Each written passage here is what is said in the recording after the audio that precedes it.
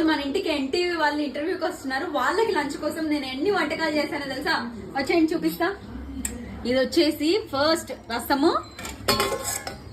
మన ఫేమస్ ఒట్టి తునకల కూర, సంగటి ముద్దలు ఏంది ఎట్లుంటది సంగటి ముద్దలు, గుడ్లు ఎల్లిపాయ కారం, చికెన్ పకోడీ, వడలు, పప్పుచారు, వడియాలు, బగారన్నం, బగారన్నంలోకి చికెన్ కూర, ఇన్నున్నప్పుడు తెల్లన్నం, నోరు తీపి చేయాలి కదా అందుకని పాయసం, ఫేమస్ మన పచ్చళ్ళు, కందిపొడి, కాజాలు, పచ్చళ్ళలోకి నెయ్యి, స్వీట్లు, హాట్లు, ఎన్నున్నాయో తెలుసా? చాలా కష్టపడ్డాను. ఈ వీడియో నచ్చితే